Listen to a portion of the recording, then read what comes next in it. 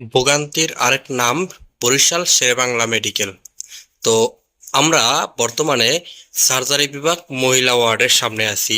তো আজকে এই মহিলা ওয়ার্ডের সামনে এই মহিলা ওয়ার্ডের একটা সার্কেস আপনাদেরকে দেখাবো। শেরেবাংলা মেডিকেলের মহিলা ওয়ার্ডের একটা সার্কেস আপনাদেরকে দেখাবো। আপনারা ভিডিওর সাথেই থাকুন, আপনারা রীতিমতো আসলে অবাক হয়ে যাবেন যে এটা একটা সরকারি মেডিকেল হলে, একটা সরকারি মেডিকেল এশিয়া মহাদেশের ভিতরে অন্যতম একটি মেডিকেল কলেজ।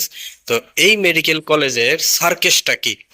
তো আমরা আমরা ইউনিটের ভিতরে ঢুকি। তো আমরা সর্বপ্রথমেই আমরা যে সার্কিটটা আপনাদেরকে দেখাবো সেটি হচ্ছে ওয়াশরুম, বাথরুম। ঠিক আছে, তো এই হচ্ছে মহিলাদের ইউনিটের বাথরুম। আপনারা দেখতে পাচ্ছেন এখানে সার্কিটটি হচ্ছে এই। আমরা প্রথমেই দেখি যে এই একটা ওয়াশরুম, এটা বাথরুম না, জাস্ট একটা ওয়াশরুম। ঠিক আছে, তো এটা মোটামুটি ঠিক আছে, এটা মোটামুটি ঠিক আছে।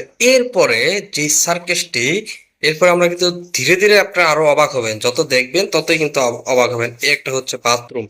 তো এই বাথরুমেই দেখেন এখানে কোনো লক নেই। এটা কিন্তু একটা মহিলাদের ওয়ার্ড, ওকে, এগুলো মহিলারা ব্যবহার করে। এখানে কোনো লক নেই। এইটা বাথরুমে যখন বৈশা এইটা টান দিয়া ধরে রাখতে হয়, ধরে রাখলে, এবং এটা দেখেন আপনারা একদম লুজ, মানে সাইডে দিলে চলে আসে। এরপরে আসেন এর পরবর্তী বাথরুমটা দেখেন, এইটা তো মাশাল্লাহ কোনো দরজাই নেই। ঠিক আছে, এটা কিন্তু একটা সরকারি মেডিকেল, এখানে কিন্তু মানুষের চিকিৎসা হয়। এটা মাশাল্লাহ কোনো দরজা নেই। এরপরে আসেন এখানে সিরিয়ালে তিনটা বাথরুম, চারটা বাথরুম, একটা ওয়াশরুম সহ চারটা। এরপরে যেটা, এইটা আলহামদুলিল্লাহ এমন ভাবে তার কাটা মারা, এটা খোলার কোনো সুযোগই নেই। ঠিক আছে, তো এই বাথরুমে আপনারা কে কারা কারা বসতে চান অবশ্যই জানাবেন, এটার কোনো দরজা নেই। তো এখন আসেন এই যে একটা সরকারি মেডিকেল কলেজ, এই মেডিকেল কলেজের জন্য কি সরকারের কোনো বাজেট দেয় না?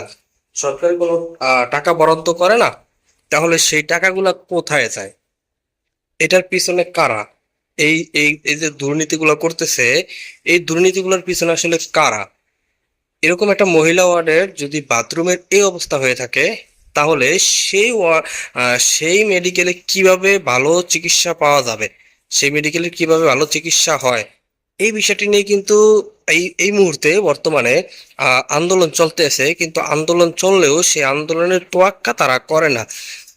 সে আন্দোলন তোয়াক্কা তারা না করে, আমি মেডিকেলে আসার পরে আমি তাদের ভাবমূর্তি এরকম, মানে এরকমটা দেখেছি যে তারা সে আন্দোলনে কোনো তোয়াক্কা করে না। এখন বিষয় হচ্ছে এই যে আহ মেডিকেলে যেই বরাদ্দগুলো আসে, যে বাজেটগুলো আসে, সেই বাজেটগুলো কোথায় যায়? এটা তত্ত্বাবধান করার মতো কেউ নাই। এগুলো পরিচালনা কারা করে?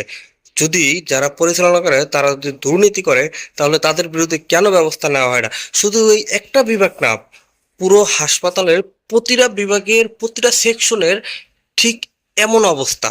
এখানে একটা মানুষের ওয়াশরুম খুবই জরুরি। সেই ওয়াশরুমটা কিভাবে ব্যবহার করতে পারে যখন ওয়াশরুমের অবস্থা এরকম থাকে? তো এই বিষয়টি নিয়ে অবশ্যই আমাদের সকলে জায়গা থেকে প্রতিবাদ করতে হবে। আপনারা সকলে ভিডিওটা শেয়ার করে দিবেন। অবশ্যই আমাদের আরো জোরদার প্রতিবাদ করতে হবে। এই সিস্টেমগুলো আমাদের চেঞ্জ করতে হবে, এই সিস্টেমগুলো আমাদের চেঞ্জ করতে হবে। আমরাই পারবো পুরো বাংলাদেশ পরিবর্তন করতে। ধন্যবাদ সকলকেই।